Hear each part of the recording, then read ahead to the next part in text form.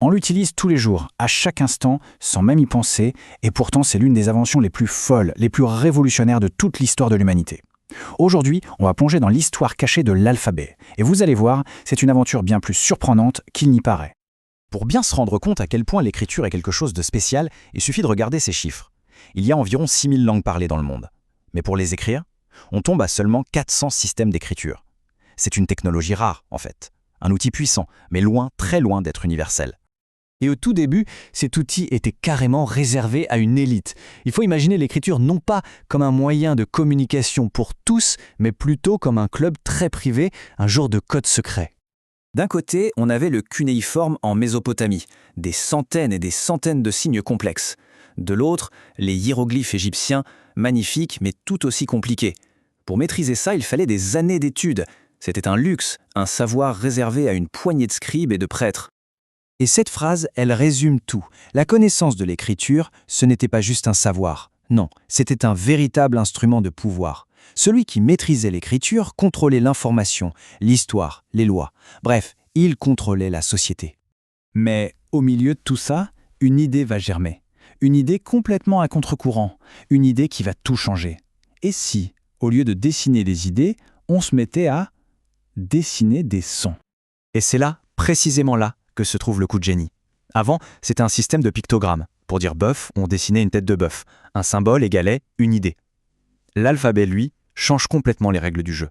Un symbole égale un son. Avec une vingtaine de signes, on peut tout écrire. C'est d'une simplicité et d'une efficacité redoutables. Bien sûr, une telle révolution ne s'est pas faite en un jour. On voit les premières étincelles au XVe siècle avant notre ère. Mais le vrai moment clé, le point de bascule, c'est au Xe siècle, avec les Phéniciens. Ils vont créer le premier système vraiment standardisé, qui sera ensuite repris et amélioré par les Grecs. Alors les Phéniciens, il faut qu'on s'arrête sur eux. C'étaient de grands navigateurs, de grands commerçants. Et ce sont eux qui, sans forcément s'en rendre compte, vont devenir les super propagateurs de cette nouvelle technologie révolutionnaire. Ce qui est absolument fascinant, c'est que toute cette histoire, on peut la lire dans le mot alphabet lui-même. Tout commence là, avec des dessins égyptiens très simples, une tête de bœuf et le plan d'une maison. Et regardez ce que les Phéniciens en ont fait. Ils ont pris ces images et ils les ont épurées, simplifiées à l'extrême. La tête de bœuf est devenue Aleph. Le plan de la maison est devenu Bet. On ne dessine plus une chose, on dessine un symbole abstrait, beaucoup plus rapide à tracer. Aleph, Bet. Ça ne vous rappelle rien? Si on tend l'oreille, Aleph, Bet, Alpha, Beta, alphabet. Eh oui, le nom même de notre système d'écriture raconte cette histoire incroyable.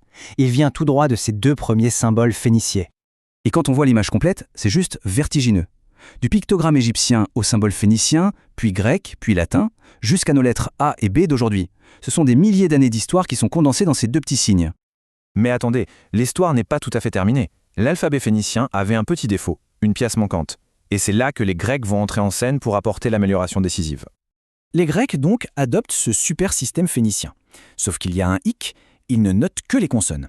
Pour une langue comme le grec, où les voyelles sont super importantes, ça ne marche pas. Alors, leur solution est un pur coup de génie. Ils ont tout simplement recyclé des lettres phéniciennes, dont les sons n'existaient pas chez eux, pour en faire leurs voyelles. Et voilà, c'est comme ça que sont nées les voyelles. Alpha, epsilon, iota, omicron, upsilon. Avec cette dernière invention, l'alphabet devenait un système quasi parfait, capable de retranscrire la quasi-totalité des sons de la parole humaine. L'ancêtre direct de notre écriture était là. Maintenant qu'on a toutes les pièces du puzzle, on peut prendre un peu de hauteur et regarder l'arbre généalogique absolument incroyable qui est né de cette histoire.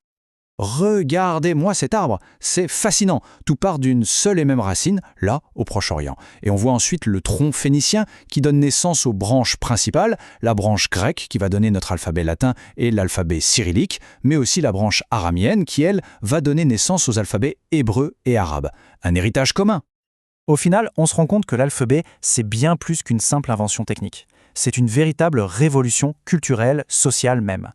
En rendant l'écriture beaucoup plus simple, beaucoup plus accessible, il a brisé le monopole du savoir qui était détenu par une élite.